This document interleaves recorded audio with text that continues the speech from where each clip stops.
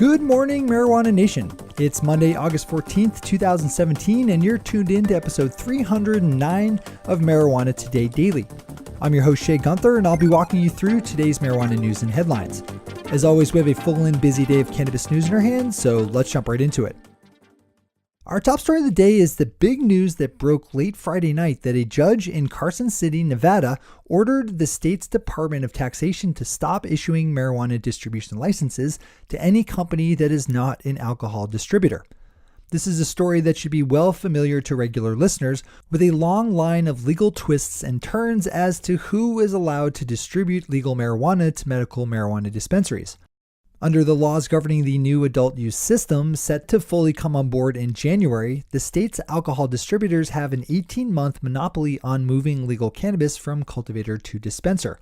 The problem is that the state decided to allow licensed medical shops to sell adult use marijuana starting this summer, but no alcohol distributor actually stepped up to successfully apply to distribute cannabis in time for those early sales, precipitating the release of a statement of emergency by Nevada state lawmakers, which led to the granting of distribution licenses to non-alcohol distributors.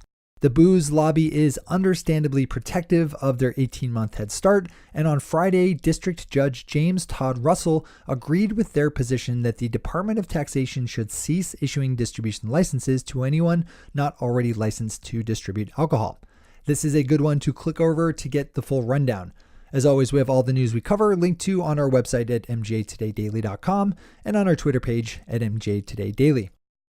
Swinging out over the Pacific Ocean for this one, we turn to Hawaii, where the state's first medical marijuana dispensary was forced to close their doors to customers today and tomorrow after a robust first week of sales, while the Hawaii Department of Health's State Labs Division works out some testing kinks on their end. As we reported last week, Maui Grown Therapies was the first dispensary in Hawaii to open their doors after the state finally authorized a testing company to handle certifying finished product as ready for sale.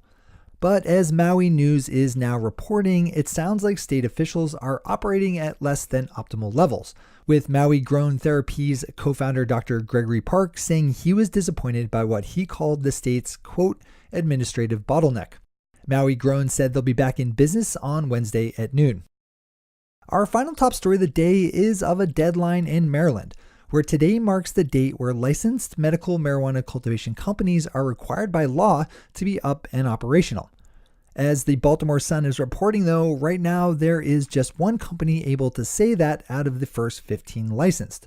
While companies will be granted extensions to allow for more time to get up and running, the pressure is on for state regulators to look at those license holders moving most slowly. The Sun is reporting that a number of cultivation companies said that they are the ones waiting on state inspectors to finish up their work before they can be fully certified, with one company owner saying he actually sent his entire staff bowling the other day for want of work to do.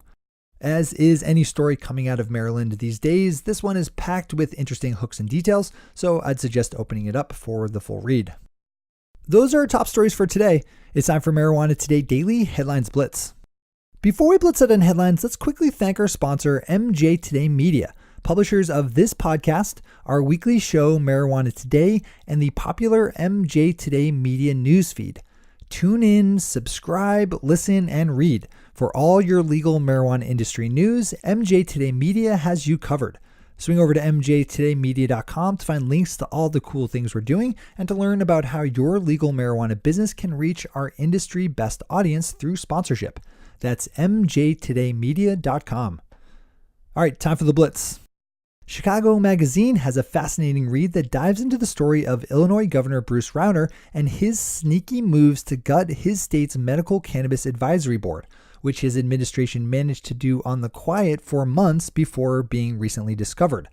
This is one that you need to click over in full, but in short, members of the board were quietly offered a deal last spring that saw them step down in exchange for the extension of the medical marijuana program by 3 years and the addition of 2 qualifying conditions. From the sounds of Chicago Magazine's reporting, board members made the trade for good reasons, in that their sacrifice gave 3 years of additional time to the program, but it came at the cost of accountability and transparency, as there is now no board at all to even put lip service to making good fact-based recommendations about the legal marijuana industry. Jumping a couple states over from Illinois to Ohio, we have the news that medical marijuana patients in that state might not be able to buy legal medical cannabis by September of next year, as mandated by state law.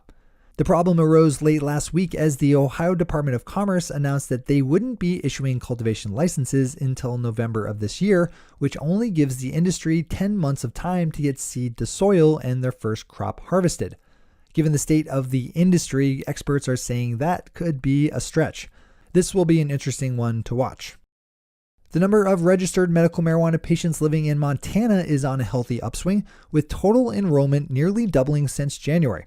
According to new numbers released late last week by the Montana Department of Public Health and Human Services, the state has 17,819 registered medical marijuana patients, up from 9,666 in January and just over 7,500 in November, when Montana voters approved of a medical marijuana ballot measure.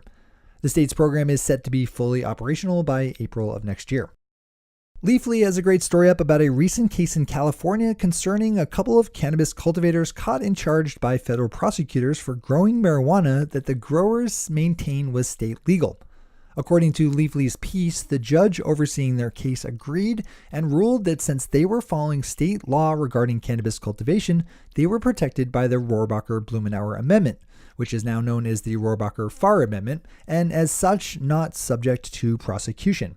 Since this case could offer a precedent for future federal actions, it might not be a bad idea to give this story a full read.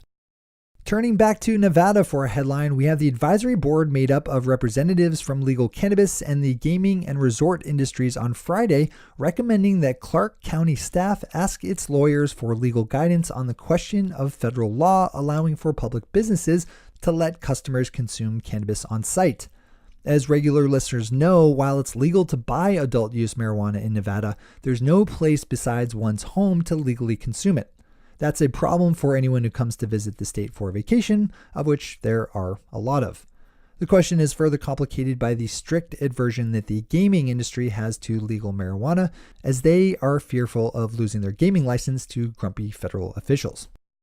Our final two stories of the day are a package item, with both having to do with the upcoming solar eclipse set to sweep across the nation on October 21st. The interesting industry angle on this cosmic event is that the eclipse will be passing over a number of states with very different cannabis laws. Up first, we have Wyoming, which maintains a prohibitionist stance on marijuana, having issued a stern warning to people set to visit their state for eclipse watching to leave their marijuana at the border. On the flip side of the story is Oregon, which we all know takes a different tack on cannabis and is looking forward to the increase in sales its legal dispensaries will see from curious tourists. Instead of spending money to harsh a bunch of people's mellow like Wyoming, Oregon will be making money as they welcome hordes of happy stoned star watchers. Seems like a much smarter way to handle reality. Those are the headlines and news for the day. I'll be back with you again tomorrow morning with another information-packed episode of Marijuana Today Daily. But in the meantime, if you have any stories to share or feedback to give, zip us an email to headlines@mjtodaydaily.com. And while you're clicking around the interwebs, swing over to our Twitter account at mjtodaydaily and visit our website at mjtodaydaily.com to find links to all the news we cover. Thanks to our sponsor, MJ Today Media, and to all of our awesome patron listeners for the support that makes this show possible. To join the illustrious ranks of the patron listeners yourself, swing over to our website at mjtodaydaily.com and click on the big blue button at the top of the page that says Become a Patron. I'm your host, Shay Gunther. Thanks for tuning in and starting your day with marijuana today.